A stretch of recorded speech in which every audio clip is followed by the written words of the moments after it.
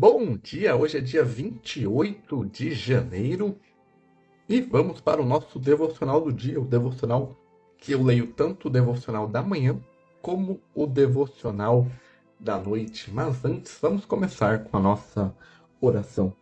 Jesus, Pai querido, que o Senhor esteja presente do começo ao fim deste devocional. Que o Senhor traga para essa live todas as pessoas que precisam ouvir a sua palavra, que se encontra em Colossenses 1, 28 e Lucas 2, versículo 20. Espírito Santo, se for necessário que o Senhor coloque em minha boca qualquer palavra para este devocional.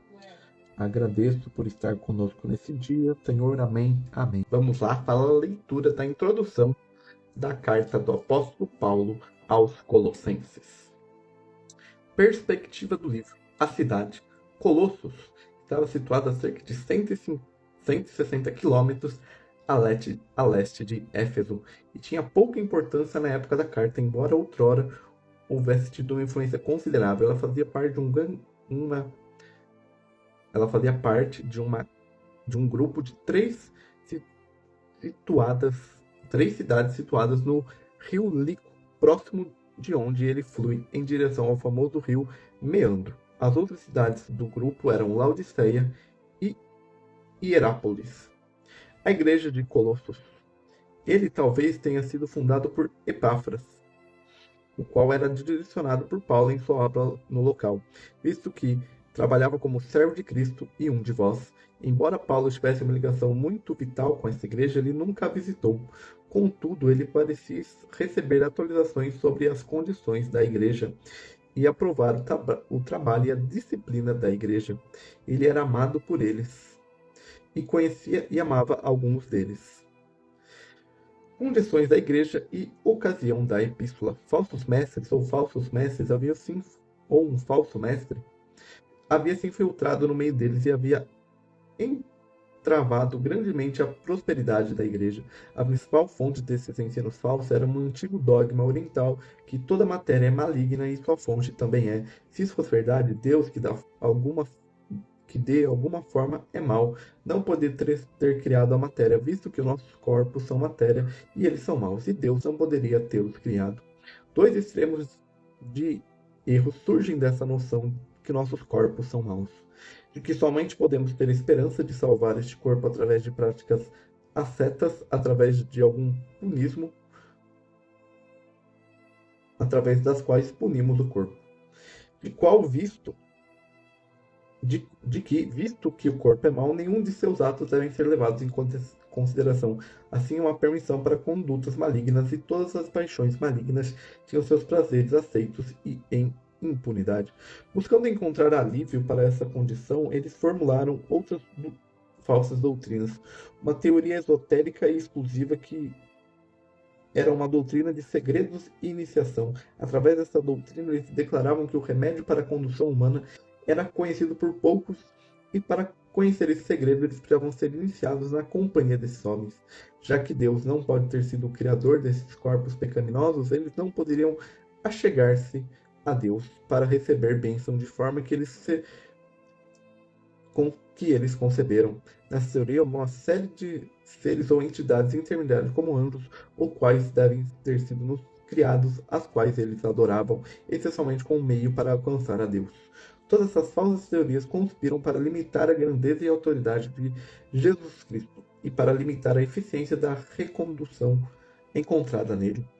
Essas são chamadas por um nome, gnosticismo, e apresentam 4 aspectos de erro neste livro: filosófico, ritualístico ou judaístico, visionário ou adoração de anjos, práticas ascetas e práticas ascetas. Há 3 implicações modernas da heresia colossense: cerimonialismo ou ritualismo, especulação e padrões baixos de retidão. A epístola. As notícias desses ensinos falsos foram trazidas a Paulo, provavelmente por Epáfras, e ele escreveu para combatê-las. Ela é polêmica em espírito e afirma que nós temos tudo em Cristo, e que Ele é a fonte e Senhor de toda a criação, e que somente Ele pode perdoar pecados e nos reconciliar com Deus. Portanto, a doutrina de Paulo da pessoa e da preeminência de Cristo está representada de forma mais completa aqui do que qualquer outra carta paulina. Aí, análise e ensinos doutrinários, capítulo 1, introdução, do 1 ao 14. Cristo em relação à sua criação, do 15 ao 17. Cristo em relação à igreja, 18.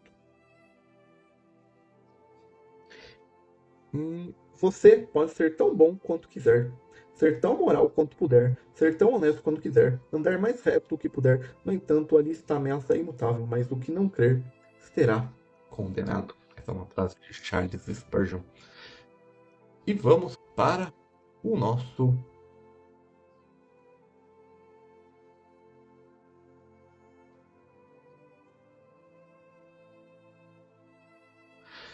leitura do nosso devocional da manhã, que tem como base perfeitos em Cristo. Colossenses 1, 28. Não sente em sua alma que a perfeição não está em você? Cada dia não lhe ensina isso? Cada lágrima que brota no seu olho chora imperfeição? Cada palavra dura que sai dos seus lábios murmura imperfeição? Com muita frequência você tem uma visão de seu próprio coração, sonhando com um momento de qualquer perfeição em si mesmo. Mas em meio a essa triste consciência de imperfeição, eis um conforto: você é perfeito em Cristo Jesus. Na visão de Deus, você é completo nele. Mesmo agora é aceito no amado, mas ainda há uma segunda perfeição a ser percebida, que é certa a todas as descendências. Não é maravilhoso ansiar pelo tempo que toda e qualquer mancha do pecado será removida do cristão e ele será apresentado irrepreensível perante o trono, sem mácula, ou cinco, ou nada, ou vinco, ou nada disso? A igreja de Cristo está tão pura que nem mesmo o olho do onisciente verá uma mancha ou defeito nela, tão santa e tão gloriosa que Hart, pastor e compositor de hinos inglês, 1712-1768, não foi além da verdade quando disse isso. Com as vestes do meu Salvador, santo como o santo, então saberemos, provaremos e sentiremos a alegria dessas vastas, porém curtas declaração, completo em Cristo. Só então poderemos compreender as alturas e profundezas da salvação de Jesus. Seu coração não pula de alegria ao pensar nisso? Trevas como você é, um dia será luz. Imundo como é, ficará limpo. Ah, essa é uma salvação maravilhosa. Cristo pega um verme e o transforma num anjo. Cristo pega algo escuro e deformado e deixa claro e incomparável em sua glória, inigualável em sua beleza e pronto para ser companheiro dos serafins. Ah, minha alma, levanta-se e admire essa verdade abençoada da perfeição em Cristo. E agora vamos ler novamente, como a gente leu ontem no Devocional da Noite, a introdução do Evangelho de Lucas.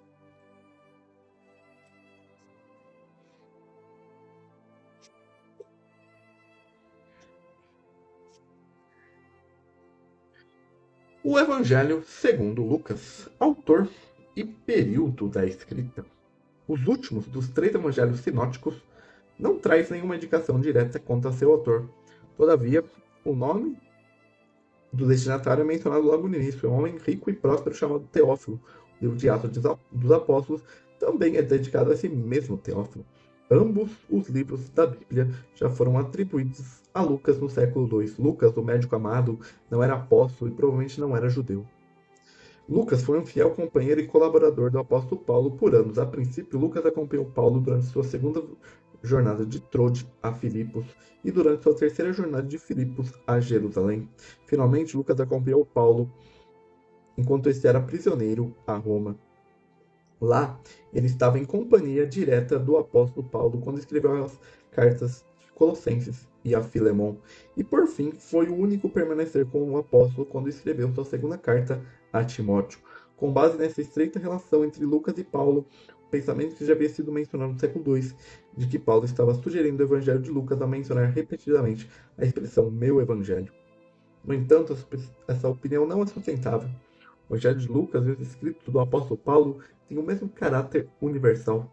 São direcionados não apenas aos judeus, mas todo no mundo inteiro. Não encontramos nada da vocação especial de Paulo no Evangelho de Lucas, nem da posição do crente em Cristo, ou do mistério sobre Cristo e sua igreja, que foi especialmente revelado a Paulo. Sendo médico, Lucas teve uma educação superior que se manifesta a partir da apresentação de seu trabalho. Ele não era uma testemunha ocular dos fatos que descreveu e, portanto, examinou minuciosamente os relatos das testemunhas oculares. Se Lucas conhecia ou não o Evangelho de Marcos, se usava ou não outras fontes conhecidas apenas por ele, são todas especulações. De fato, o Evangelho de Lucas contém mais de um terço do material que os outros escritores do Evangelho não mencionam. Isso se aplica especialmente aos capítulos introdutórios e à jornada do Senhor Jesus a Jerusalém. Nos versículos introdutórios do capítulo 1, versículo 1 ao 4, vemos de forma muito clara a unidade entre o motivo do escritor e a inspiração divina. O que Lucas aprendeu das testemunhas oculares, ele escreveu sob inspiração do Espírito Santo. O Evangelho de Lucas provavelmente foi escrito durante os anos 55 a 60 depois de Cristo. Muitos cientistas supõem que Lucas escreveu durante os anos da prisão do apóstolo Paulo em Cesareia. Assunto e propósito dos escritos. Lucas provavelmente foi o único não-judeu chamado por Deus para escrever na Bíblia. O Evangelho com seu nome é o mais longo de todos. Se incluirmos os Atos dos Apóstolos, Lucas escreveu a maior parte do Novo Testamento do apóstolo Paulo. Uma característica especial do Evangelho de Lucas e dos Atos dos Apóstolos é a validade geral do Evangelho da salvação para todos os homens no mundo inteiro. Conforme os 12 apóstolos são enviados em Lucas 9, a restrição mencionada por Mateus não é citada aqui. Em Mateus, os discípulos deveriam ir apenas para as ovelhas perdidas da casa de Israel. O envio dos 70 é relatado apenas por Lucas. Mais do que qualquer outro evangelista, Lucas menciona o cuidado do Senhor Jesus por grupos específicos de pessoas e indivíduos: os desprezados, os samaritanos, as mulheres e crianças. Lucas menciona mais de 10 mulheres que não são mencionadas em nenhum outro lugar. A universalidade do serviço de Cristo é mais aparente no versículo-chave em Lucas 19:10, porque o Filho do Homem veio para buscar e salvar o que está perdido. As palavras Salvador, salvação e salvar são mencionados com especial frequência em Lucas. Não obstante, o assunto principal da apresentação de Lucas é a pessoa do Senhor Jesus como Filho do Homem, o homem verdadeiro e perfeito que viveu como único justo entre os injustos, que sofreu a morte por ele na cruz, e por isso que Lucas descreve em grande detalhe a encarnação do Filho de Deus, seu nascimento, sua infância, sua obediência a Maria e José e seu crescimento em todos os aspectos. Em sua genealogia do Senhor Jesus, Lucas retoma Adão, o primeiro homem. Essa genealogia é de Maria. Em nenhum outro evangelho encontramos o Senhor Jesus em oração e falando sobre oração com a mesma frequência que neste evangelho. Dessa maneira é expressa sua perfeita dependência de seu Deus e Pai. A intenção do Espírito Santo nesse evangelho é resumida nas palavras do centurião debaixo da cruz. Certamente este era um homem justo. Peculiaridades. Alegria. A palavra alegria é mencionada com mais frequência em Lucas e de maneira semelhante em João do que nos outros dois evangelhos. Isso enfatiza que o evangelho é uma notícia boa ou alegre. É especialmente bonito ver que este evangelho começa e termina com essa alegria. Referências do evangelho de Lucas com Paulo. Em 1 Timóteo 5,18, Paulo referencia Lucas 10,7, onde escreve: digno é o trabalhador de seu salário. Essa referência é muito notável por duas razões. Em primeiro lugar, mostra que o Evangelho de Lucas já era conhecido no momento que a primeira epístola a Timóteo era escrito. Em segundo lugar, prova que o Evangelho de Lucas foi imediatamente respeitado pelos cristãos como um livro canônico pertencente às Sagradas Escrituras. As palavras introdutórias do apóstolo Paulo do que as Escrituras dizem colocam ambas as referências de Deuteronômio 25:4 e Lucas 10:7 em um nível, o nível de inspirada palavra de Deus. O fato de uma referência ao Evangelho de Lucas ser considerada pertencente às Escrituras Sagradas mostra que o Espírito Santo inspira a combinação dos escritos individuais e os escritores no momento dos registros. Visão geral do conteúdo. Lucas 1:3. Introdução, infância e preparação do Filho do Homem. Capítulo 1, capítulo 2, que é o que a gente vai ler, Nascimento e Acontecimentos da Infância de Jesus. Agora vamos para a leitura do nosso devocional da noite. Voltaram então os pastores, glorificando e louvando a Deus por tudo que tinham ouvido e visto como lhe foi anunciado. Lucas 2, versículo 20. Foi o motivo do louvor deles? Eles louvaram a Deus por tudo que tinham ouvido, pelas boas notícias de grande alegria que o Salvador havia nascido entre eles. Vamos copiá-los, vamos elevar um cântico de ação de graças, um cântico de graças porque ouvimos sobre Jesus e sua salvação. Eles também louvam a Deus por tudo que tinham visto. Aí está a música mais doce, que vivenciamos e que sentimos e o que fazemos. Ao Rei consagro o que compus. Não é suficiente ouvir sobre Jesus, simplesmente ouvir pode afinar a harpa, mas os dedos da fé viva devem criar a música. Se você viu Jesus com os olhos da fé, dados por Deus, não deixe criar teias de aranha entre as cordas da harpa, mas louve a graça soberana em voz alta. Acorde seu alaúde e harpa. O motivo pelo qual eles louvam a Deus foi a harmonia entre o que tinham ouvido e o que tinham visto. Observem a última parte da frase, como lhe foram anunciado. Vocês não descobriu ser o evangelho para você do jeito que a Bíblia diz que seria? Jesus falou que daria descanso. Não desfrutou a mais doce paz nele? Ele disse que você teria alegria e conforto e a vida por meio da fé nele. Você não percebe isso tudo? Seus caminhos não são caminhos de delícias e seus percursos não são percursos de paz? Certamente você pode dizer com a rainha de Sabá: eis que não me contaram a metade. Descobriu que Cristo é mais doce que seus servos?